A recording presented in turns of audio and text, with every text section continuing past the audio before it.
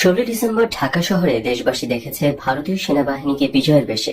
তাদের ঘিরে ছিল বিএলএফ, মুজিব বাহিনী এবং রাতারাতি গজিয়ে ওঠা 16 ডিভিশনের সদস্যরা।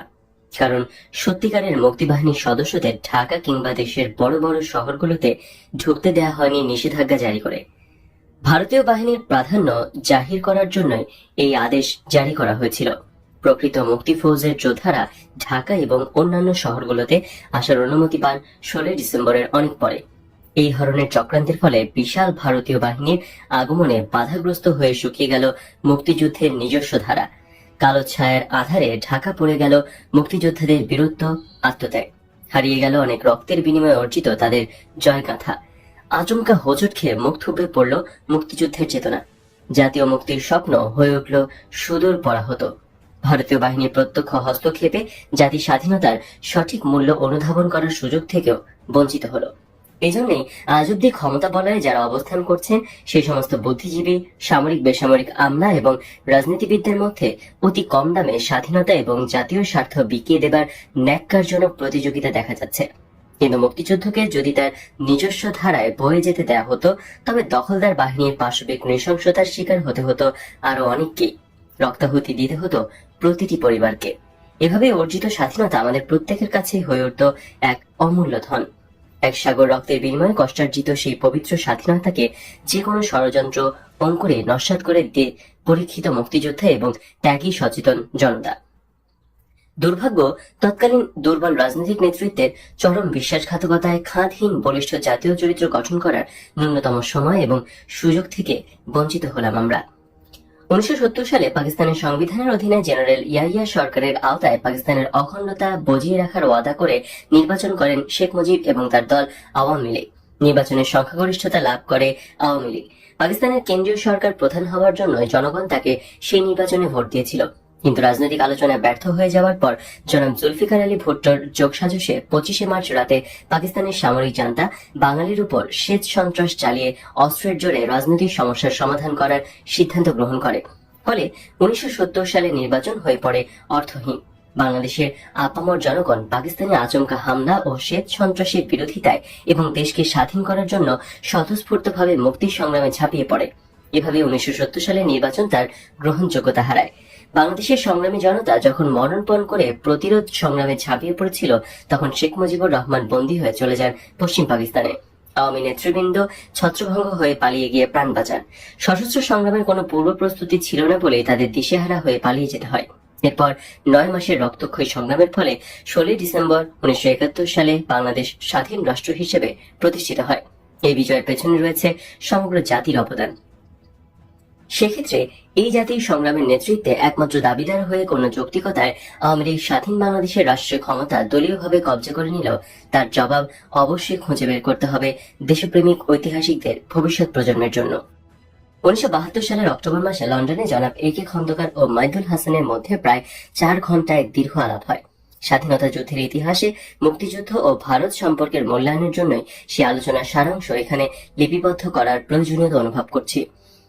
যুদ্ধকালে গ্রুপ ক্যাপ্টেন খন্দকার ছিলেন বাংলাদেশ মুক্তি ফৌজের ডেপুটি চিফ অব স্টাফ এবং জনাব মইনুল হাসান ছিলেন প্রধানমন্ত্রীর নীতি নির্ধারণের ক্ষেত্রে একজন পরামর্শদাতা। তাদের কথোপকথন থেকে বোঝা যায় ভারতীয় কর্তৃপক্ষ কর্নেল ওসমানীকে বাইপাস করে মূলত যোগাযোগ রক্ষা করতেন জনাব তাজউদ্দিন এবং খন্দকার সাহেবের সাথে। যুদ্ধ সংক্রান্ত বিষয়ে বেশিরভাগ আলোচনা হতো গ্রুপ ক্যাপ্টেন খন্দকার সাহেবের সাথে। General Arora, brigadier Jacob, brigadier গুপ্তই ছিলেন মূলত তাদের কাউন্টার পার্ট।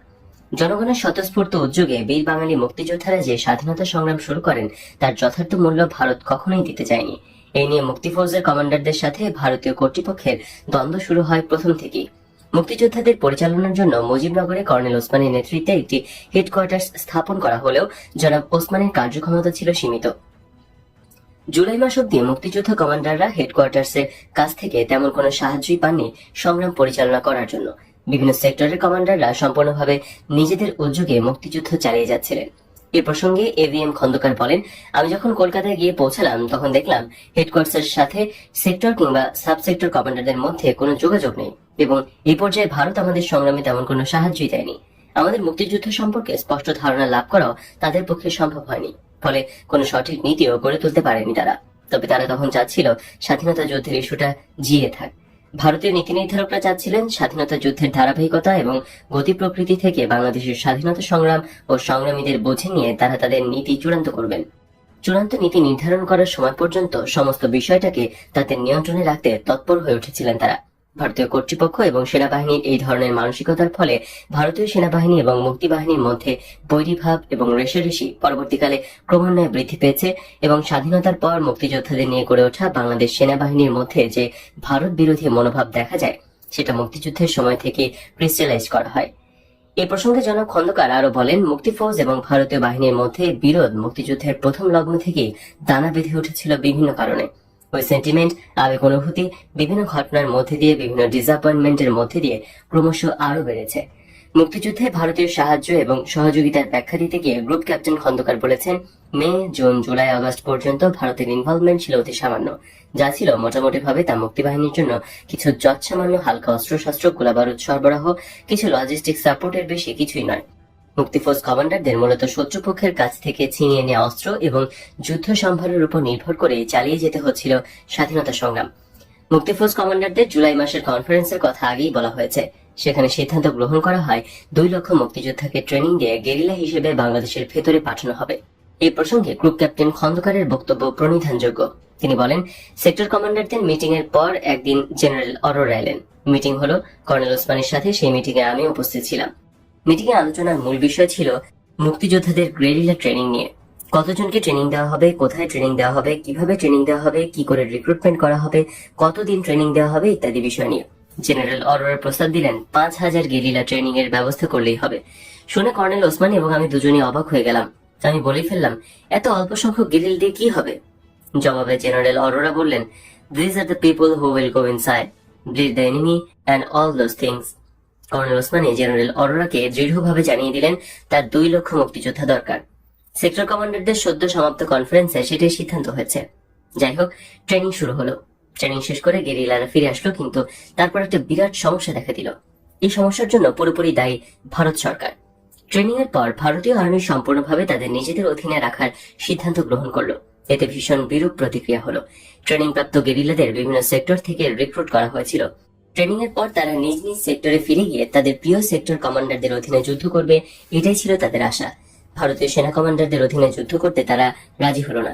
ভারতীয় বাহিনী ট্রেনিং প্রাপ্ত গেরিলাদের তাদের নিয়ন্ত্রণে নিয়ে দেশের ভেতরে তাদের কমান্ডের আওতায় পাঠানোর সিদ্ধান্ত গ্রহণ করেছে, সেটা আমাদের হেডকোয়ার্টার্সকেও জানতে দেওয়া হয়নি। মুক্তিযোদ্ধাদের ইচ্ছার বিরুদ্ধে কিছু কিছু জায়গায় জোর করে ইন্ডিয়ান কমান্ডাররা গেরিলাদের পাঠায় মূলত লুটপাট করে নিয়ে আসার জন্য। যুক্তি হিসেবে তাদের বলা হয়, মুক্তিযুদ্ধ চালাতে হাতিয়ারের সাথে টাকা পয়সারও প্রয়োজন রয়েছে। মুক্তিযোদ্ধারা এই ধরনের অমানবিক অপারেশন এবং ইন্ডিয়ান আর্মির অধীনতার বিরুদ্ধে বিদ্রোহী হয়ে তাদের নিজ নিজ সেক্টরে পালিয়ে যায়। এর ফলাফল এবং প্রতিক্রিয়া even at later date was very bad. মুক্তিযোদ্ধারা did not like the way Indian army wanted them to be used. অল্প সময়ের মধ্যেই সব সেক্টরে এই সম্পর্কে তিক্ততা ছড়িয়ে পড়ে। ফলে মুক্তিযোদ্ধা এবং ভারতীয় বাহিনীর মধ্যে অবিশ্বাসের জন্ম হয়। এই খবর জানাজানি হয়ে যাবার পর মুক্তিযোদ্ধাদের সেক্টর কমান্ডারদের দাবি অনুযায়ী আমাদের হেডকোয়ার্টার্স থেকে চাপ দেওয়া হলো, আমাদের এই ট্রেন্ড গেরিলাদের বাংলাদেশি কমান্ডারদের হাতে না দিলে this will be the disaster and catastrophe. Bangladeshi প্রশিক্ষিত গেরিলা এবং মুক্তিযোদ্ধাদের বাংলাদেশি সেক্টর কমান্ডারদের হাতেই দিতে হবে। এই সম্পর্কে ভারতীয় মিলিটারি হাইকমান্ডের প্রথম থেকে প্রচুর রিলাক্টেন্স থাকা সত্ত্বেও ভারতীয় রাজনৈতিক নেতৃবৃন্দ অনিচ্ছা সত্ত্বেও নেহায় নিরুপায় হয়ে আমাদের চাপের মুখে নথি স্বীকার করে নিতে বাধ্য হয়েছিলেন। পরবর্তী পর্যায়ে অবশ্য মুক্তিফৌজদের কাউন্টার ফোর্স হিসেবে ভারতীয় গোয়েন্দা বাহিনী, র এবং সেনাবাহিনীর মিলিত চেষ্টায় গঠিত হয়েছিল বিএলএফ। সে এক অন্য অধ্যায়। ভারতীয় নেতৃত্বের এই ধরনের মনোভাবের দুটো কারণ হতে পারে। প্রথমত, বাংলাদেশের স্বাধীনতা সংগ্রামের ফিল্ড কমান্ডার্স এবং মুক্তিযোদ্ধাদের ভারত সম্পূর্ণভাবে বিশ্বাস করেনি, তাই তারা সবসময় মনে করত এদের উপর নির্ভর করা যায় না। দ্বিতীয়ত, তাদের মনে এমন একটা বদ্ধমূল ধারণা হয়ে উঠেছিল যে শেষ পর্যন্ত তাদের সরাসরি যুদ্ধের বিজয় ফল হিসেবে স্বাধীনতা লাভ করবে বাংলাদেশ। তাই পাক বাহিনীকে দুর্বল করার জন্য গেরিলা বাহিনী এবং মুক্তিযোদ্ধাদের নিজেদের নিয়ন্ত্রণে রেখে তাদের শুধু ব্যবহার করতে হবে সীমিত লক্ষ্যে। কিন্তু মুক্তিযোদ্ধা কমান্ডারদের বৃহৎ অংশ এবং সদস্যরা চেয়েছিলেন দখলদার বাহিনীর বিরুদ্ধে প্রয়োজনে দীর্ঘস্থায়ী সংগ্রাম পরিচালনা করে নিজেদের প্রচেষ্টায় তারা স্বাধীন করবেন তাদের মাতৃভূমি। কিন্তু তেমনটি হয়নি। আমার মনে হয় এখানে মুক্তিবাহিনী এবং ভারতীয় নেতৃবৃন্দ ও সেনাবাহিনীর মধ্যে একটা ক্রেডিবিলিটি গ্যাপ হয়ে গেছে। আমাদের সামরিক নেতৃবৃন্দের বক্তব্য ছিল পরিষ্কার, আমরা আমাদের দেশকে স্বাধীন করব। বন্ধুরাষ্ট্র ভারত মুক্তিকামী বাংলাদেশের স্বাধীনতার সংগ্রামে সাহায্য করলে আমরা অবশ্যই সেই সাহায্যকে অভিনন্দন জানাবো, কিন্তু necessarily this is our struggle and we have to fight it ourselves. তাছাড়া শুধু ভারত কেন, পৃথিবীর যে কোনো দেশ আমাদের সংগ্রামে সাহায্য করতে চাইলে আমরা তা সানন্দে গ্রহণ করব। মোট কথা, স্বাধীনতা সংগ্রামের প্রশ্নে ভারত ও আমাদের মধ্যে অ্যাপ্রোচ অফ মিউচুয়াল কনফিডেন্স ছিল না বা কখনো গড়ে ওঠেনি because of their overall policy. এই কথাও সত্য, যুদ্ধক্ষেত্রের অনেক সেক্টরে ইন্ডিয়ান কমান্ডারদের কার্যকলাপে মুক্তিযোদ্ধাদের মনে সন্দেহের উদ্রেক হয়েছে, ভুল বোঝাবুঝিও সৃষ্টি হয়েছে অনেক ক্ষেত্রে। সত্যি কথা বলতে গেলে 9 আগস্ট রুশ ভারত চুক্তি সই হওয়ার আগ পর্যন্ত বাংলাদেশের মুক্তিযুদ্ধ পরিচালিত হয়েছিল বাঙালি মুক্তিযোদ্ধাদের নিজেদের চেষ্টায়। 9 আগস্টের পর ভারত সরাসরিভাবে যুদ্ধের প্রস্তুতি গ্রহণ করা শুরু করে এবং বাংলাদেশের ব্যাপারে Indian army really started taking closer interest. Moidul Hasan এই পর্যায়ে জিজ্ঞেস করেন, ভারতীয় বাহিনীর প্রত্যক্ষ হস্তক্ষেপ ছাড়া বাংলাদেশ বোধহয় স্বাধীনতা পেত না, কি বলেন? খন্দকার সাহেব মইনুল হাসান সাহেবের সাথে ভিন্নতা পোষণ করে বলেন, যদিও মুজিবনগরের অনেকে, এমনকি আমাদের মন্ত্রিসভার অনেকেই হতাশা বোধ করতেন, সংসদ সদস্যদের অনেকে ইয়াহিয়া খানের সাধারণ ক্ষমার ঘোষণার সুযোগ নিয়ে ফিরে যাবার চিন্তা ভাবনাও করেছিলেন। মুক্তিবাহিনীর তৎপরতায় আস্থাহীন হয়ে হতাশা বোধ করতেন। দীর্ঘস্থায়ী সংগ্রামের কথা শুনলে আঁতকে উঠতেন, ভাবতেন কি হচ্ছে, দেশে বোধহয় আর ফিরে যাওয়া হবে না। এই ধরনের পরিস্থিতিতে আমিও দৃঢ়ভাবে বিশ্বাস করতাম, মুক্তিফৌজের গেরিলা তৎপরতা বেড়ে গেলে পাকিস্তান আর্মি ভারতের বিরুদ্ধে আক্রমণ চালাবে বলে যুক্তির অবতারণা তৈরি করে যারা আমাদের মুক্তি সংগ্রামের গতি নিয়ন্ত্রণ করার চেষ্টা করছিলেন, তাদের সেই যুক্তি ছিল সম্পূর্ণ ভুল এবং উদ্দেশ্য প্রণোদিত। পক্ষান্তরে আমরা যদি আমাদের সংগ্রামের তীব্রতা প্রথম থেকেই বাড়াতে সক্ষম হতাম, তবে আমাদের প্রচন্ড গেরিলা তৎপরতার মুখে পাকিস্তান দখলদার বাহিনী অতি অল্প সময়ের মধ্যেই আত্মসমর্পণ করতে হতো মুক্তিফৌজের কাছে, কারণ they had no chance to fight. Their morale was completely shattered and the losses would have been unacceptable to them. যারা মইদুল হাসান জবাবে বলেছিলেন, আপনার চিন্তা ভাবনায় যুক্তি থাকলেও ভারতীয়রা ভেবেছিলেন অন্যরকম। তারা চেয়েছিলেন বাংলাদেশের স্বাধীনতা সংগ্রামে মুক্তিযোদ্ধাদের অবদানকে ছোট করে দেখাতে এবং বিশ্ব পরিসরে পাক ভারত যুদ্ধের ফল হিসেবে স্বাধীন বাংলাদেশ প্রতিষ্ঠিত করতে। এতে ভারত এক ঢিলে দুই পাখি বধ করতে সক্ষম হয়। প্রথমত, 1965 সালে পাক ভারত যুদ্ধের প্রতিশোধ নিয়ে নিজেকে উপমহাদেশের প্রধান সামরিক শক্তি হিসেবে প্রতিষ্ঠিত করতে সক্ষম হয় ভারত। দ্বিতীয়ত, বাংলাদেশের উপর তাদের নিয়ন্ত্রণ রাখার যৌক্তিকতা অর্জন করে। ক্ষমতায় বসানো হলো আওয়ামী লীগকে। যদিও দেশ স্বাধীনতা লাভ করে 16 ডিসেম্বর 1971, কিন্তু সৈয়দ নজরুল ইসলামের প্রবাসী সরকার এবং মন্ত্রিসভার আগমন ঘটে 22 ডিসেম্বর 1971। ঢাকায় এসে তাজউদ্দিন সরকার ঘোষণা করে তাদের সরকার বিপ্লবী সরকার। বাংলাদেশের সমাজতন্ত্র প্রতিষ্ঠা করে তাদের লক্ষ্য। যদিও 1970-এর নির্বাচনে আওয়ামী লীগের নির্বাচনী ইশতেহারে সমাজতন্ত্রের কোনো অঙ্গীকার ছিল না। সমাজতন্ত্রের শৃঙ্খলে বাংলাদেশের জনগণ কখনোই নিজেদের বন্দী করতে আগ্রহী ছিল না। তাদের সর্বকালের দাবি ছিল অর্থনৈতিক স্বাধীনতা এবং সামাজিক ন্যায় বিচার। জনাব প্রধানমন্ত্রীর এই ঘোষণাকে চ্যালেঞ্জ করেছিল তৎকালীন প্রগতিশীল দেশপ্রেমিক রাজনৈতিক দলগুলো। 1972 সালের 17 জানুয়ারি বাংলাদেশ কৃষক শ্রমিক সমাজবাদী দল অন্যান্যদের সাথে প্রশ্ন তোলে। তারা বলে, আওয়ামী লীগ সরকার বিপ্লবী সরকার হতে পারে না। বাংলাদেশের স্বাধীনতা সংগ্রাম যদি বিপ্লবী হয়ে থাকে, তবে সে বিপ্লব শুধু আওয়ামী লীগই করেনি, করেছে দেশের 7.5 কোটি মানুষ। আর তাই সকল দলের প্রতিনিধি নিয়ে গঠন করতে হবে স্বাধীন বাংলাদেশের জাতীয় সরকার। তাদের এই দাবি যুক্তিসঙ্গত হওয়া সত্ত্বেও আওয়ামী লীগ ভারতীয় সাহায্যে প্রবাসকালের একলা চলো নীতি ধরে রাখে। মস্কোপন্থী মুজাফফর এবং মনি সিং গং ক্ষমতাধর অংশ না পেয়েও যুদ্ধকালীন সময় থেকেই তাদের বিদেশি মুরব্বীদের ইচ্ছা অনুসারে আওয়ামী লীগ সরকারের লেজুর বৃত্তি করতে থাকে নির্লজ্জভাবে। ভারতীয় রাজনীতিতে সিপিআই যেভাবে কংগ্রেসের লেজুরে পরিণত হয়, ঠিক সেই অবস্থায় হয়েছিল মুজাফফর ন্যাপ এবং মনি সিং এর কমিউনিস্ট পার্টির বাংলাদেশের রাজনীতিতে। কিন্তু সার্বিক আর্থসামাজিক পরিস্থিতির দ্রুত অবনতির ফলে প্রফেসর মুজাফফর আহমদ অর্থাৎ মুজাফফর ন্যাপের প্রেসিডেন্ট ছিলেন। তিনি আওয়ামী লীগের লেজুর ভিত্তি করেও অবস্থার চাপে 10 মে চট্টগ্রামে জাতীয় সরকার কায়েমের দাবি তুলতে বাধ্য হয়েছিলেন। জনাব তাজউদ্দিন এবং মুজিববাদের ক্ষমতার লড়াই। শ্রেণীগতভাবে আওয়ামী লীগ ছিল বর্জুয়া এবং পাতি বর্জুয়া শ্রেণীর প্রতিনিধিত্বকারী দল, কিন্তু এই দলে জাতীয়তাবাদী, প্রগতিশীল এবং সমাজতন্ত্রীরাও ছিল। এ কারণে বিপরীতমুখী চিন্তাভাবনা দলে দ্বিধাদ্বন্দ্ব, অসন্তুষ্টি এবং সংঘর্ষের সৃষ্টি করে। প্রধানমন্ত্রী জনাব তাজউদ্দিন আহমদ প্রচার করেছেন, বৈজ্ঞানিক সমাজতন্ত্র তথা খাঁটি সমাজতন্ত্রে বাংলাদেশে প্রতিষ্ঠিত হবে, অন্য কিছু নয়।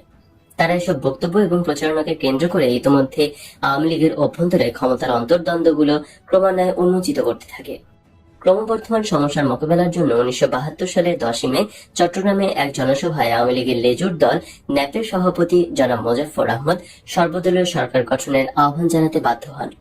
আগেই বর্ণিত হয়েছে, মুক্তিযুদ্ধকালীন সময় মুক্তিযোদ্ধাদের উপর অনাস্থা এবং যুদ্ধোত্তর বাংলাদেশে আওয়ামী লীগের রাজনৈতিক নেতৃত্বের প্রতি যে কোনো হুমকির মোকাবেলা করার জন্য তৎকালীন ভারতীয় প্রধানমন্ত্রী ইন্দিরা গান্ধীর বিশেষ উপদেষ্টা ভারতের অন্যতম কূটনীতিবিদ জনাব ডিপি ধরের পরামর্শে এবং বাংলাদেশ প্রবাসী সরকারের একাংশের বিশ্বাসঘাতকতায় মুক্তিবাহিনীর পাশাপাশি ভারতীয় গোয়েন্দা সংস্থা র এবং ভারতীয় সেনাবাহিনীর তত্ত্বাবধানে গড়ে তোলা হয়েছিল বিএলএফ, পরবর্তীকালে মুজিব বাহিনী। বাংলাদেশের 4 জন ছাত্রনেতা ভারতীয় সরকারের এই পরিকল্পনা বাস্তবায়িত করার বিষয়ে বিশেষ উদ্যোগ গ্রহণ করেছিলেন। এই চতুরঙ্গ তোফায়েল, রাজ্জাক, শেখ মনি ও আব্দুর রাজ্জাক পরবর্তীকালে বাংলাদেশের 4 খলিফা নামে প্রসিদ্ধ লাভ করেন। তাদেরই একজন জনাব তোফায়েলকে দিয়ে 17 ফেব্রুয়ারি 1972 ঘোষণা করা হলো মুজিববাদ কায়েম করব। মুজিববাদের 4 স্তম্ভ: গণতন্ত্র, সমাজতন্ত্র, জাতীয়তাবাদ এবং ধর্মনিরপেক্ষতাবাদ। তিনি মুজিববাদের একটি ব্যাখ্যাও দিলেন। তিনি বললেন, মহান মার্কিন নেতা আব্রাহাম লিঙ্কন আমেরিকার জনগণকে গণতন্ত্র ও স্বাধীনতা দিয়েছিলেন, কিন্তু সমাজতন্ত্র দিতে পারেননি। কার্ল মার্কস সমাজতন্ত্রের স্থপতি, কিন্তু তার দর্শনে ছিল না গণতন্ত্র এবং স্বাধীনতা। মুজিববাদে রয়েছে দুটোই, গণতন্ত্র এবং সমাজতন্ত্র। সুতরাং মুজিববাদ বিশ্বের 3য় মতবাদ কিংবা রাজনৈতিক দর্শন। তিনি আরো বলেন, পুঁজিবাদ ও কমিউনিজমের মধ্যে একটা দৃষ্টান্ত হিসেবে মুজিববাদ কায়েম করা সোনার বাংলা গড়ার জন্য হবে। তিনি বাংলাদেশের জনগণকে মুজিববাদ প্রতিষ্ঠার সংগ্রামকে জাতীয় বিপ্লব আখ্যা দিয়ে তাতে ঝাঁপিয়ে পড়ার জন্য উদাত্ত আহ্বান জানান। জনাব তাজউদ্দিনকে চ্যালেঞ্জ করার জন্য জনাব তোফায়েলের মাধ্যমে মুজিববাদ নামক এক উদ্ভট এবং অদ্ভুত রাজনৈতিক দর্শনের উপস্থাপনা করা হয়। 3রা জানুয়ারি 1972 সালে পাকিস্তান সরকার এক ঘোষণার মাধ্যমে শেখ মুজিবকে মুক্তি দেওয়া হবে বলে খবর প্রচার করে। যুব নেতৃবৃন্দ বাংলাদেশ ফিরেই মুজিব পরিবারের অনুকম্পা এবং সহানুভূতি লাভের আশায় জনাব তাজউদ্দিন আহমেদ সম্পর্কে কদর্য প্রচারণা নতুন করে শুরু করেন। তারা বলেন, শেখ মুজিবের প্রতি তাজউদ্দিনের কোন আনুগত্য এবং শ্রদ্ধাবোধ নেই। স্বাধীনতা সংগ্রামের কৃতিত্বের দাবিদার তিনি একাই হতে চান।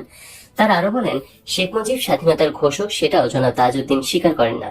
তাছাড়া শেখ মুজিবকে উপেক্ষা করার আরেকটি নজির এই যে তিনি তাকে অস্থায়ী সরকারের প্রধানমন্ত্রী না করে ক্ষমতার অভিলাষে নিজেকেই প্রধানমন্ত্রী বানান এবং শেখ মুজিবকে শুধু সাংবিধানিক ক্ষমতাহীন রাষ্ট্রপতি করার সিদ্ধান্ত গ্রহণ করেন। তার উদ্দেশ্য সৎ হলে তিনি শেখ মুজিবকে প্রধানমন্ত্রী বানিয়ে নিজে উপপ্রধানমন্ত্রী হিসেবে স্বাধীনতা সংগ্রাম এবং প্রবাসী সরকার পরিচালনা করতে পারতেন। এমনইভাবে তাজউদ্দিনের প্রতি শেখ মুজিব এবং তার পরিবারের সদস্যরা প্রত্যেকের মন বিষিয়ে তুলেছিলেন। শেখ মনির এতে মুখ্য ভূমিকা ছিল।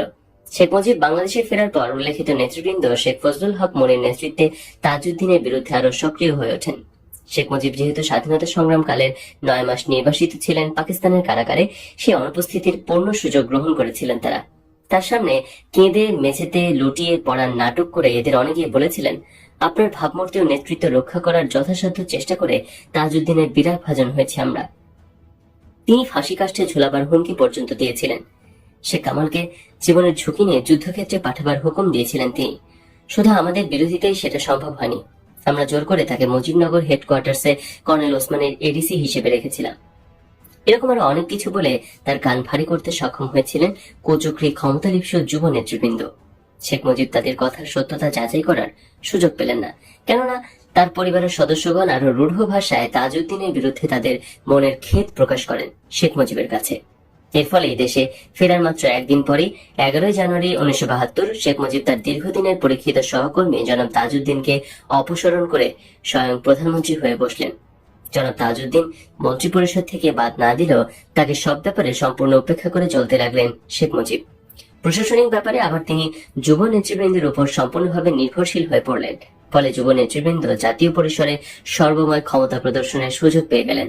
তাদের মনোবাঞ্ছনা পূর্ণ হলো, কিন্তু শেখ মুজিবের এই ধরনের আচরণে মনক্ষুণ্ণ হলেন দলের বর্ষিয়ান নেতারা। সদ্য প্রতিষ্ঠিত একটি দেশের জন্য এই ধরনের বিরোধ ছিল মারাত্মক ক্ষতিকর। 1972 সালের প্রায় গোড়া থেকেই মুজিববাদ নিয়ে ছাত্রলীগের মাঝে দেখা দেয় সংকট, সৃষ্টি করে অনৈক্য। 1972 সালের 12 মে ছাত্রলীগের 4 নেতা খোলাখুলিভাবে দুভাগে বিভক্ত হয়ে পড়েন। জনাব রব ও শাহজাহান সিরাজ বলেন, মুজিববাদে তারা বিশ্বাসী নন, বৈজ্ঞানিক সমাজতন্ত্রের মাধ্যমেই আসবে জনমুক্তি। অপরদিকে আব্দুল কুদ্দুস মাখন ও নুরে আলম সিদ্দিকী ঘোষণা করেন যে কোনো মূল্যে মুজিববাদ প্রতিষ্ঠিত করতে হবে। অল্প কয়েকদিনের মধ্যেই সংকট দেশব্যাপী ছড়িয়ে পড়ল। ঢাকা বিশ্ববিদ্যালয়ের কয়েকটি হলে মুজিববাদী এবং মুজিববাদ বিরোধী ছাত্রদের মধ্যে সশস্ত্র সংঘর্ষ ঘটে। বিরোধ চূড়ান্ত রূপ ধারণ করে যখন দুই গ্রুপই আলাদাভাবে মহাসম্মেলনের আয়োজন করে। শেখ মুজিব অবশ্য মাখনদের সম্মেলনে নিজে উদ্বোধন করেন। ছাত্রলীগের ভাঙনের পরিপ্রেক্ষিতে শ্রমিক লীগেও কোন্দল ঘনীভূত হয়। ফলে শ্রমিক লীগও দ্বিধা বিভক্ত হয়ে যায়। মুজিববাদ বিরোধী ছাত্রলীগ এবং তাদের সমর্থক শ্রমিক লীগ তৎকালীন গণপরিষদ ভেঙে দিয়ে বিপ্লবী সরকার গঠনের আহ্বান জানান। তখন থেকে দেশের রাজনৈতিক অঙ্গন উত্তপ্ত হয়ে উঠতে থাকে। একদিকে শেখ মুজিবের মুজিববাদ, অপরদিকে বৈজ্ঞানিক সমাজতন্ত্র। আসম রব ৭২ সালে ৩রা মার্চ এক ভাষণে বলেন, জীবনের সকল ক্ষেত্রে আমূল পরিবর্তনের জন্য জাতি যখন আরেকটি বিপ্লবের প্রস্তুতি নিচ্ছিল, ঠিক সেই মুহূর্তে বেশ কিছু সংখ্যক সরকারি আমলা, শিল্পপতি, আওয়ামী লীগ সহ কিছু রাজনৈতিক লোকজন জাতীয় বিপ্লবের নামে আমাদের এই প্রস্তুতির বিরুদ্ধে চক্রান্ত করে চলেছে এবং গণবিরোধী প্রভাব বিস্তারের চেষ্টা করে চলেছে। ৮ই মার্চ জাহাঙ্গীরনগর বিশ্ববিদ্যালয়ের বক্তৃতায় তিনি আরো বলেন, পতাকা বদল হলেই জনগণের মুক্তি আসে না, তার জন্য দরকার সমাজতান্ত্রিক কর্মসূচি। এর জবাবে ৭২ সালের ৫ই মে ছাত্রলীগ নেতা নুরে আলম সিদ্দিকী বলেন, মুজিববাদের প্রতি হুমকি বিপ্লবীদের সমাজতন্ত্রের প্রতি হুমকি স্বরূপ। ২৩ মে ৭২ সালে তৎকালীন আওয়ামী স্বেচ্ছাসেবক বাহিনী প্রধান এবং পার্টির সাংগঠনিক সম্পাদক আব্দুর রাজ্জাক দিন তারিখ ঘোষণা করেন ৭ই জুন থেকে মুজিববাদ প্রতিষ্ঠার সংগ্রাম দেশব্যাপী আনুষ্ঠানিকভাবে শুরু হবে। ১৩ জুন গৃহীত এক প্রস্তাবে মাখন সিদ্দিকী দাবি করেন, মুজিববাদের ৪ নীতির উপর ভিত্তি করে দেশের শাসনতন্ত্র প্রণয়ন করতে হবে। ৬ জুলাই তোফায়েল আহমেদ কুমিল্লার এক জনসভায় ঘোষণা করেন, যারা বিদেশি মতবাদ প্রচার করছেন তারা দেশের জনগণের বন্ধু নয়, তারা জাতীয় শত্রু। মুজিববাদ প্রতিষ্ঠার মধ্যে নিহিত রয়েছে সব সমস্যার সমাধান এবং মুজিববাদ দেশে সমৃদ্ধির এক নতুন অধ্যায়ের সূচনা করবে। একই জনসভায় জনাব আব্দুর রাজ্জাক বলেন, আমরা বিশ্বকে দেখিয়ে দেব কিভাবে গণতন্ত্র ও সমাজতন্ত্র একসঙ্গে চলতে পারে। ১৬ জুলাই নেতা জিল্লুর রহমান বললেন, মুজিববাদ প্রতিষ্ঠার মাধ্যমে শোষণমুক্ত সমাজ গঠন করা সম্ভব। মুজিববাদ বাংলাদেশের জনগণের আশা আকাঙ্ক্ষার প্রতীক। এর বাস্তবায়নের মাধ্যমেই মানুষের সার্বাঙ্গীন মুক্তি হবে। একই দিন ঢাকায় মাখন সিদ্দিকী গ্রুপ ছাত্রলীগের এক সভায় গৃহীত প্রস্তাবে বলা হয়, মাওবাদী বিভ্রান্ত নেতৃত্ব, সিআইএ র এজেন্ট দল ও ছাত্রলীগ নামধারী বহিষ্কৃত নেতৃত্ব, পলাতক আলবদর, আল শামস, রাজাকার, শান্তি কমিটির মেম্বার, মুসলিম লীগার্স, জামাত, নিজাম, জমিয়তে ওলামা, পিডিপি সহ প্রতিক্রিয়াশীল সংগঠনগুলো ঐক্যবদ্ধভাবে মুজিববাদ প্রতিষ্ঠার সংগ্রামকে বানচাল করতে চায়। ২৪শে জুলাই ৭২ ছাত্রলীগের প্রতিদ্বন্দ্বী উভয় গ্রুপের মধ্যে বায়তুল মোকাররমে গোলাগুলি হলো। ২১শে জুলাই ছাত্রলীগ মুজিববাদী অংশের সোহরাওয়ার্দী উদ্যানের সম্মেলনে শেখ মুজিবের উপস্থিতিতে মুজিববাদ প্রতিষ্ঠার শপথ গ্রহণ করা হয়। একই দিন বৈজ্ঞানিক সমাজতন্ত্রে বিশ্বাসী ছাত্রলীগ রব গ্রুপের সম্মেলন অনুষ্ঠিত হয় পল্টন ময়দানে। সেই সম্মেলনে জনাব আসম রব ঘোষণা করেন, কার্ল মার্কসের পর সমাজতন্ত্রের কোন নতুন সংজ্ঞা কেউ দিতে পারে না। সমাজতন্ত্র সম্পর্কে তার রূপরেখা চূড়ান্ত এবং আমাদের এই বাংলাদেশে সেই সমাজতন্ত্রে কায়েম করা হবে। জনাব রব দৃঢ়ভাবে বলেন, মুজিববাদের ককটেল কোন সমাজতান্ত্রিক রূপরেখা নয়। ২৪শে জুলাই ৭২ মুজিববাদী ছাত্রলীগের একটি মিছিল অস্ত্রশস্ত্রে সুসজ্জিত হয়ে পল্টন ময়দানে রব গ্রুপ ছাত্রলীগের একটি সভার উপর চড়া হয়। তাদের হামলায় জনাব রব সহ শতাধিক ছাত্র আহত হন। পরে আহতদের একজন হাসপাতালে মারা যায়। ১৯৭২ সালে বাংলাদেশ সরকারকে সোভিয়েত ইউনিয়ন সরকার পড়াশোনার জন্য ১০০টি বৃত্তি দেয়। মেধা অনুসারে ১০০ জন ছাত্র নির্বাচিত হয় শিক্ষা মন্ত্রণালয়ের মাধ্যমে। ৮ই জুলাই নির্বাচিত তালিকা থেকে হঠাৎ করে অন্যায়ভাবে প্রধানমন্ত্রীর নির্দেশে ৪১ জনকে বাদ দিয়ে নতুন করে তাদের জায়গায় অন্য ৪১ জনকে নির্বাচিত করা হয়। মুজিববাদে বিশ্বাসী ছিল না বলে প্রথম নির্বাচিত ৪১ জনকে বাদ দেওয়া হয়। ইতিমধ্যে সরকারের উচ্চ পর্যায়ে মুজিববাদকে কেন্দ্র করে মতবাদ সৃষ্টি হয়। নেতাদের বিবৃতির বক্তব্যে এই বিরোধ ক্রমশই স্পষ্ট হয়ে ওঠে। ১৯৭২ সালের ১৮ জুলাই তৎকালীন রাষ্ট্রপতি বিচারপতি আবু সাইদ চৌধুরী চট্টগ্রামে ঘোষণা করেন, গণতন্ত্রের নীতি এবং আদর্শে দেশ পরিচালিত হবে। তার একদিন আগে ঠাকুরগাঁয়ে এক জনসভায় লীগ নেতা জহুর আহমেদ চৌধুরী বলেন, মুজিববাদের ৪ নীতি দ্বারাই দেশ চালিত হবে। তার কয়েকদিন পর ৩১শে জুলাই আওয়ামী লীগের সাংগঠনিক কমিটিতে সকল ষড়যন্ত্র নস্যাৎ করে মুজিববাদ কায়েমের শপথ আনুষ্ঠানিকভাবে গ্রহণ করা হয়। ১২ আগস্ট অর্থমন্ত্রী এবং প্রবাসী সরকারের প্রধানমন্ত্রী জনাব তাজউদ্দিন আহমেদ ভাওয়ালের এক জনসভায় বলেন, সমাজতন্ত্রের প্রতি বাধা আসলে গণতন্ত্র ত্যাগ করব।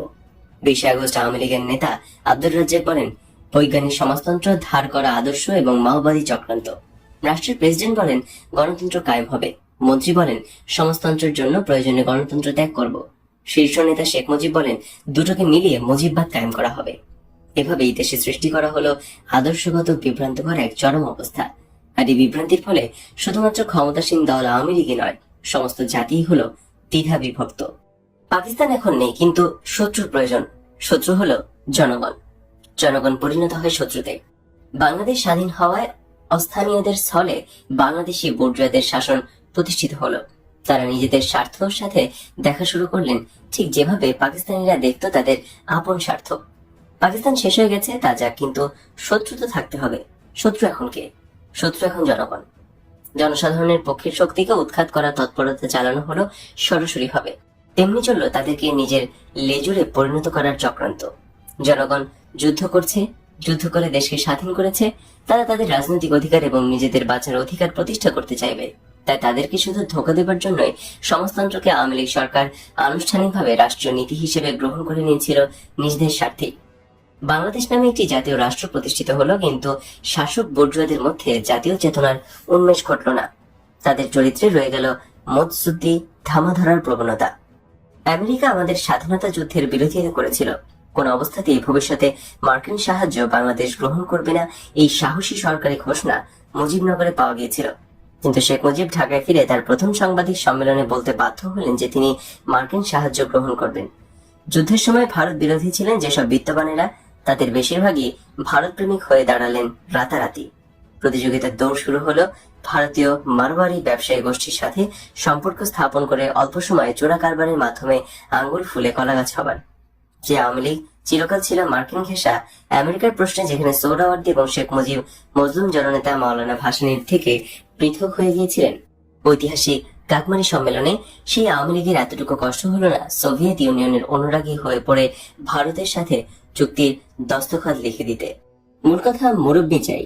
স্বাধীন হয়েও স্বাধীন নয়, স্থানীয় বটে তবে জাতীয় নয়।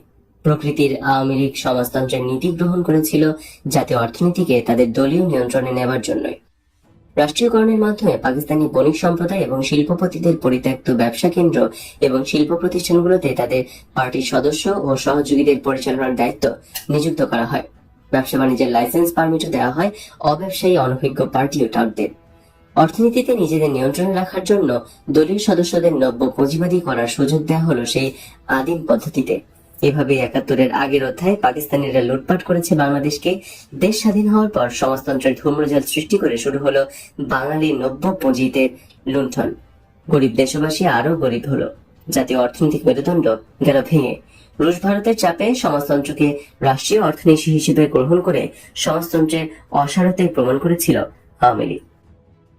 যুদ্ধের সময় তাজউদ্দিন পুরোপুরিভাবে রুশ ভারতের প্রভাবাধীন ছিল। পাকিস্তান থেকে প্রত্যাবর্তনের পর শেখ মুজিব ও সেই বলয়েরও প্রভাবাধীন হয়ে পড়ে।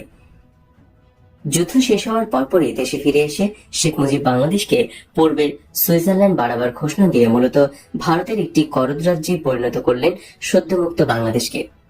তিনি চালনা এবং চট্টগ্রাম বন্দর পরিষ্কারের অজুহাতে সোভিয়েত এবং ভারতীয় নৌবাহিনীকেও আমন্ত্রণ জানান।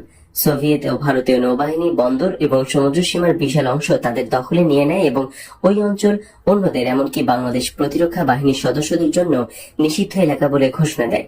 সোভিয়েত এবং ভারতীয় নৌবহর দীর্ঘ ২ বছর কাল চট্টগ্রামে অবস্থান করে। ক্রমান্বয়ে খবর বের হতে থাকে এই দুই নৌবাহিনীর সদস্যরা বন্দরের খাড়ি পরিষ্কার নামে সন্দেহজনক বিভিন্ন তৎপরতায় লিপ্ত রয়েছে। এভাবে বাংলাদেশকে ইন্দো সোভিয়েত বলয়ের মধ্যে ঠেলে দিয়েছিলেন শেখ মুজিব।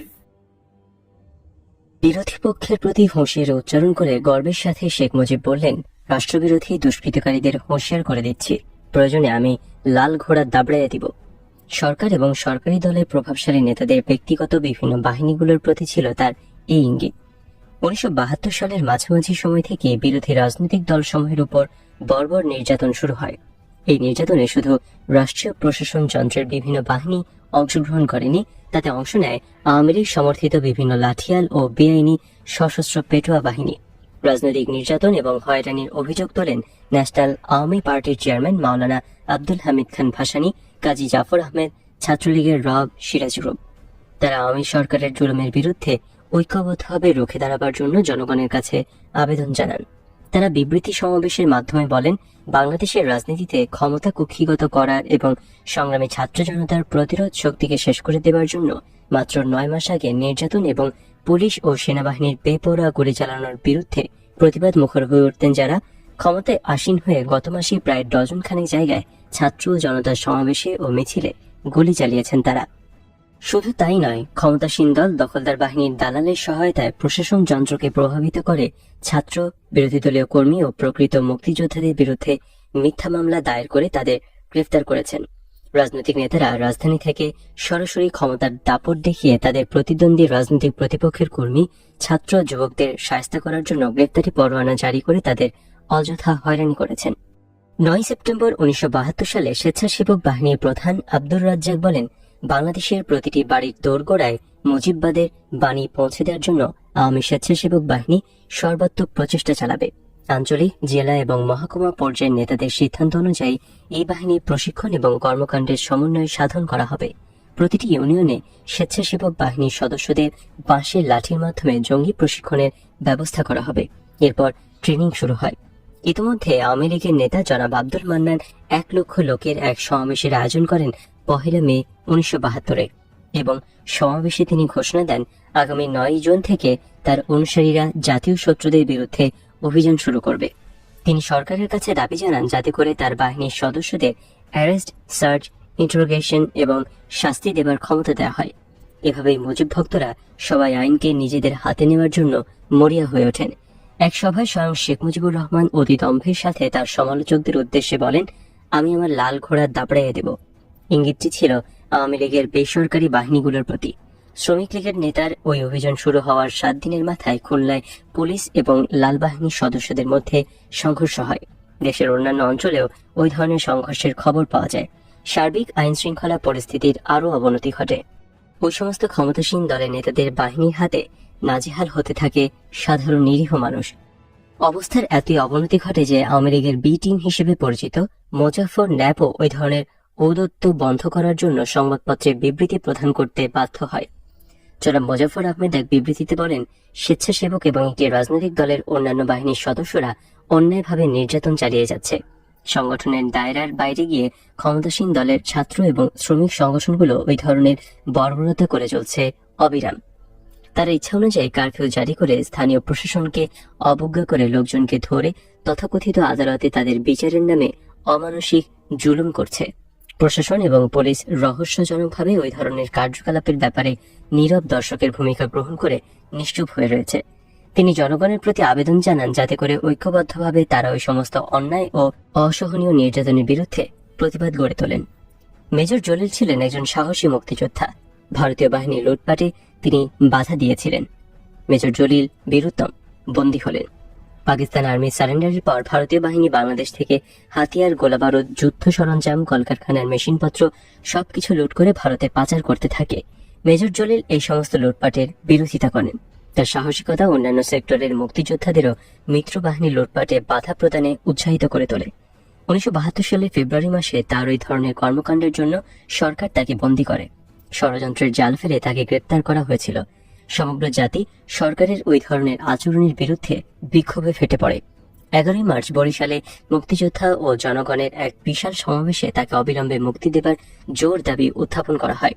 প্রধানমন্ত্রীর কাছে জোরালো দাবি উত্থাপিত হয়েছিল সেনাবাহিনীর তরফ থেকেও। এর প্রতিক্রিয়ায় সরকার এক বিজ্ঞপ্তিতে ঘোষণা করে তার বিরুদ্ধে গুরুতর অভিযোগ রয়েছে এবং আর্মি রুলসের অধীনে তার বিচার করা হবে। সরকারের এই ঘোষণার পর বিক্ষোভ আরও বৃদ্ধি পায়। আর্মি, মুক্তিযোদ্ধা এবং জনগণ ক্ষেপে ওঠে। প্রচন্ড গণচাপের মুখে সরকার বাধ্য হয় মেজর জলিলকে নিঃশর্ত মুক্তি দিতে। প্রতিবাদ মিছিলে পুলিশের গুলিতে 2 জন বিশ্ববিদ্যালয়ের ছাত্রকে প্রাণ দিতে হয়। 1 জানুয়ারি 1973 ঢাকার রাজপথ আবারও রক্তে রঞ্জিত হল। 1973 সালের 1 জানুয়ারি স্বাধীন বাংলাদেশের রাজনৈতিক অঙ্গনে একটি বিশেষ গুরুত্বপূর্ণ দিন। ওই দিন ভিয়েতনামে মার্কিন হামলার বিরুদ্ধে মস্কোপন্থী বাংলাদেশ ছাত্র ইউনিয়ন ভিয়েতনাম দিবস পালনের ডাক দেয়। এই উপলক্ষে ওই দিন ছাত্র ইউনিয়ন এক বিক্ষোভ মিছিল বের করে। মিছিলটি প্রেস ক্লাবের বিপরীত দিকে অবস্থিত তৎকালীন মার্কিন তথ্য সার্ভিস USIS দপ্তরের সামনে ভীষণ বিক্ষুব্ধ হয়ে ওঠে। সঙ্গে সঙ্গে কাঁদুনি গ্যাস বা লাঠিচার্জ ছাড়াই নিয়োজিত পুলিশ বাহিনী বিনা উস্কানিতে ছাত্র মিছিলের উপর বর্বরোচিতভাবে গুলি চালায়। গুলিতে নিহত হয় ঢাকা বিশ্ববিদ্যালয়ের তৃতীয় বর্ষ দর্শনের ছাত্র মতিউল ইসলাম ও মির্জা কাদেরুল ইসলাম নামক অপর আরেকজন ছাত্র। স্বাধীন বাংলাদেশে প্রকাশ্যে রাজপথে পুলিশের গুলিতে ছাত্র হত্যারই বিবরণ লিপিবদ্ধ হয়ে আসে পরের দিনের সংবাদপত্রগুলিতে। নুরুল আমিন, আইয়ুব খান, মনিম খান, ইয়াহিয়া খান পাকিস্তান আমলে তাদের নির্যাতনমূলক গণবিরোধী স্বৈরশাসনের জন্য ধিক্কৃত হয়েছিল জনগণের কাছে। একই ন্যাক্কারজনক বর্বরতার জন্য এদেশের মানুষ ধিক্কার দিল আওয়ামী লীগ সরকারকে। স্বাধীনতার মাত্র 1 বছর পরে আওয়ামী লীগ সরকার এহেন প্রকাশ্যে ছাত্র হত্যা হতবাক করে দিয়েছিল দেশবাসীকে। উৎকণ্ঠায় আতঙ্কিত হয়ে পড়ে তারা। প্রেস ক্লাবের বারান্দায় দাঁড়িয়ে থাকা সাংবাদিকদের স্তব্ধ হয়ে অবলোকন করেন পুলিশের বর্বরচিত প্রাণহানিকর আচরণ। সেদিন পুলিশি নির্যাতনের হাত থেকে সাংবাদিক ফটোগ্রাফারও রেহাই পাননি। মুজিব সরকারের পুলিশ বাহিনীর উপস্থিত প্রেস ফটোগ্রাফারদের হাত থেকে ক্যামেরা ছিনিয়ে নিয়ে ভেঙে ফেলে নির্মমভাবে। সরকারের তদানীন্তন স্বরাষ্ট্রমন্ত্রী টাঙ্গাইলের আব্দুল মান্নান এই পুলিশি সন্ত্রাসের ব্যাপারে কোনো বিবৃতি দেওয়ারই প্রয়োজন বোধ করেননি সেদিন। গুলি চালানোর খবর মুহূর্তে ছড়িয়ে পড়ে পুরো শহরে। ব্যবসা বাণিজ্য, দোকানপাট, যানবাহন সবকিছুই বন্ধ হয়ে যায় সারা শহরে। স্বতঃস্ফূর্তভাবে হাজার হাজার লোক ছুটে আসে ইট দিয়ে ঘেরা রক্তরঞ্জিত রাজপথের অংশ দেখার জন্য। শহরের অলিতে গলিতে মানুষ পুলিশের পাশবিক নির্যাতনের বিরুদ্ধে প্রতিবাদী মৌন মিছিল নিয়ে বেরিয়ে পড়ে। পরদিন 2রা জানুয়ারি এই হত্যাকাণ্ডের প্রতিবাদে সারা দেশে পূর্ণ হরতাল পালিত হয়। কয়েকদিন প্রফেসর মোজাফফর আহমদ ঘোষণা করলেন, আওয়ামী লীগের ছাত্র হত্যা ইয়াহিয়া মোনেম স্বৈরাচারী সরকারের কার্যকলাপেরই নামান্তর। আমরা দেশবাসীর দাবির সঙ্গে একাত্ম হয়ে আওয়ামী লীগ সরকারের আশু পদত্যাগ দাবি করছি। তিনি আরো বলেন, নুরুল আমিন সরকারের ভাগ্যে যে পরিণতি ঘটেছিল, শেখ মুজিবের ভাগ্যেও সেই একই পরিণতি অনিবার্য। 3রা জানুয়ারি পল্টন ময়দানে বাংলাদেশ ছাত্র ইউনিয়ন আয়োজিত এক সভায় ইউনিয়নের নেতা মুজাহিদুল ইসলাম সেলিম ঘোষণা করেন, দরকার হলে আরো রক্ত দেব, তবুও সাম্রাজ্যবাদের লেজুর সরকারকে উৎখাত করে সমাজতন্ত্র কায়েম করবই। ওই সভায় ঢাকা বিশ্ববিদ্যালয়ের কেন্দ্রীয় ছাত্র সংসদ ডাকসুর সহসভাপতি সেলিম ডাকসুর আজীবন সদস্যপদ থেকে শেখ মুজিবুর রহমানকে বহিষ্কারের কথা ঘোষণা করেন এবং সদস্যপদ বই থেকে সংশ্লিষ্ট পাতাটি জনসভায় ছিঁড়ে কুটি কুটি করে ফেলেন। রাজনীতির পরিহাস, 1972 সালের 6 মে এই ছাত্রনেতাই শেখ মুজিবুর রহমানকে ডাকসুর আজীবন সদস্যপদ দেবার গৌরব অর্জন করেছিলেন। জনাব সেলিম ডাকসুর পক্ষ থেকে প্রধানমন্ত্রী শেখ মুজিবুর রহমানকে প্রদত্ত বঙ্গবন্ধু উপাধিও প্রত্যাহার করে সাবধান বাণী উচ্চারণ করেন। সংবাদপত্র, টিভি, বেতারে শেখ মুজিবের বঙ্গবন্ধু উপাধি ব্যবহার করা চলবে না। তিনি বাড়িতে, অফিসে, আদালতে ও দোকানে টানানো শেখ মুজিবুর রহমানের ছবি নামিয়ে ফেলার আহ্বান জানান। 7 মার্চ 1973 প্রতিদ্বন্দ্বিতাহীন এক পাতানো নির্বাচন অনুষ্ঠিত হয়। নির্বাচন সম্পর্কে দৈনিক সংবাদ এবং দৈনিক গণকণ্ঠের প্রতিবেদনে সন্ত্রাস, গুন্ডামি, নির্যাতন, ব্যালট বাক্স ছিনতাই, পোলিং এজেন্ট প্রভৃত খুন প্রভৃতির খবর পাওয়া যায়। 8 মার্চের দৈনিক সংবাদপত্রের প্রথম পৃষ্ঠায় প্রকাশিত কয়েকটি খবরের শিরোনাম ছিল, সিলেট এক কেন্দ্রে ব্যালট বাক্স ছিনতাই, পটুয়াখালীতে ব্যালট পেপার ছিনতাই, চট্টগ্রামের 31টি ব্যালট পেপার সহ 2 ব্যক্তি গ্রেপ্তার, ধামরাইতে রক্ষী বাহিনীর সন্ত্রাস, ঢাকা শহর সহ বিভিন্ন ভোট কেন্দ্রে বিচিত্র ঘটনা ঘটেছে। নির্বাচন দারুণ অবাধ হয়েছে। একজন একাধিকবার অবাধে ভোট দিতে পেরেছে। জাসদের 2 জন কর্মী হাইজ্যাক। ঢাকার একটি কেন্দ্রে সন্ত্রাস ও গুলি। পটিয়ায় ভোট সন্ত্রাসী মাস্তানরাই দিচ্ছে। কুমিল্লা শহরে ব্যাপক সন্ত্রাস, নির্বাচন প্রহসনে পরিণত। কালীগঞ্জে সন্ত্রাস, রাজশাহী ভোট কেন্দ্রে সন্ত্রাস, ভোট নেটের 2 দৃশ্য প্রভৃতি।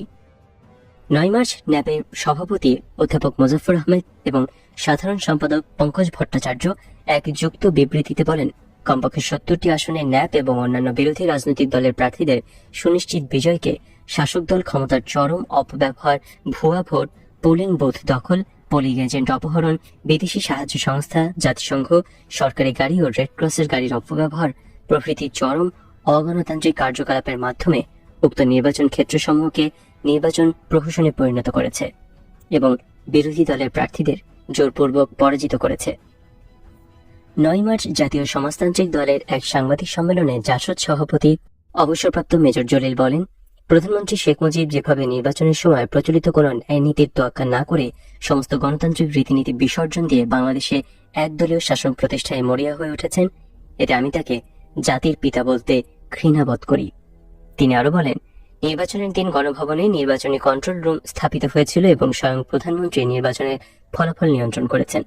বিরোধী দলের প্রার্থীরা যখন ভোট গণনায় এগিয়ে যাচ্ছিলেন তখন প্রধানমন্ত্রীর নির্দেশেই অকস্মাৎ বেতার টেলিভিশনে এই সকল কেন্দ্রের ফলাফল প্রচার বন্ধ করে দেওয়া হয় এবং সন্দেহজনকভাবে দীর্ঘ সময় পর নিজেদের পছন্দসই ভোটের সংখ্যা প্রকাশ করে আওয়ামী লীগ প্রার্থীদের বিজয়ী ঘোষণা করা হয়। জাসদ সভাপতি আওয়ামী লীগের নবনির্বাচিত সরকারকে সাম্রাজ্যবাদ ও নয়া উপনিবেশবাদের দাবেদার বলে অভিহিত করে তাদের নির্বাচনী বিজয়কে হিটলার, মুসোলিনি, চিয়াং কাই শেকের বিজয়ের সঙ্গে তুলনা করেন। 9 জুলাই প্রেস ক্লাবে ভাসানী ন্যাপের তৎকালীন সহসভাপতি ডক্টর আলিম রাজি বলেন, ক্ষমতাসীন সরকার একদলীয় স্বৈরাচার এবং একনায়কতন্ত্র প্রতিষ্ঠার জন্য বিগত নির্বাচনে ক্ষমতার প্রকাশ্য অপব্যবহার, সন্ত্রাস সৃষ্টি, শক্তি প্রয়োগ করে ভুয়া ভোটদান, বিপুল অর্থ ব্যয়, বেতার টেলিভিশন এবং সংবাদপত্র সহ সকল প্রচার মাধ্যম ব্যবহার করে নির্বাচনকে প্রহসনে পরিণত করেছে।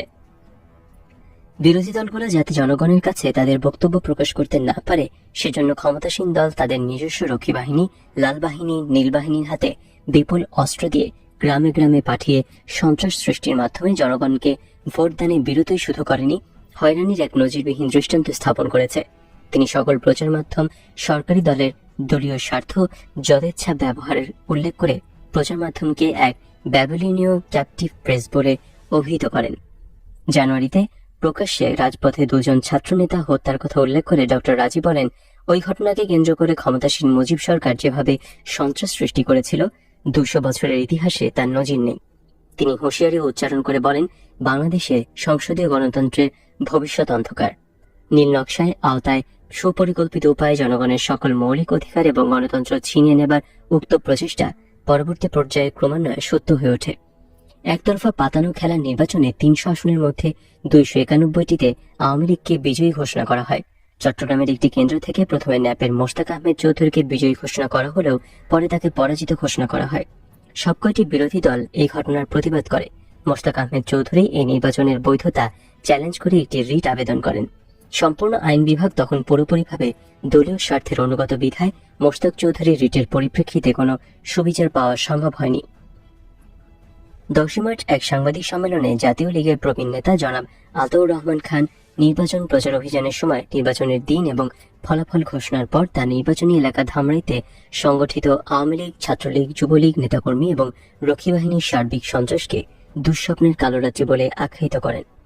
11 মার্চ যুবলীগের নূরে আলম সিদ্দিকী বলেন, 7 মার্চের নির্বাচনে যারা আওয়ামী লীগের বিরুদ্ধে ভোট দিয়েছে তারা রাজাকার, আলবদর, স্বাধীনতার শত্রু। এই বিদেশি চরদের মুজিববাদের নিড়ানি দিয়ে উৎখাত করা হবে। পরদিন বায়তুল মোকাররমে শেখ ফজলুল হক মনি মুজিববাদ বিরোধীদের উৎখাত করার জন্য যুদ্ধ পরিচালনার কথা ঘোষণা করেন। এই যুদ্ধে 1975 সালের 15 আগস্ট পর্যন্ত শাহাদাত বরণ করতে হয়েছিল 30,000-এরও বেশি লোককে। দেশপ্রেমিক বিরোধী দলীয় রাজনৈতিক কর্মী, বুদ্ধিজীবী, সাংবাদিক, শ্রমিক নেতা, ছাত্র সমাজ, আইন শৃঙ্খলা প্রয়োগকারী সংস্থার সদস্যবর্গ এই শ্বেত সন্ত্রাসের হাত থেকে রেহাই পাননি। জাতীয় পরিসরে যেখানেই কেউ স্বৈরশাসনের বিরোধিতা করেছেন অথবা অন্যায়ের বিরুদ্ধে সোচ্চার হয়েছেন তাকে নিষ্ঠুরভাবে হত্যা করা হয়েছে, নতুবা তাকে হতে হয়েছে অকথ্য নির্যাতনের শিকার।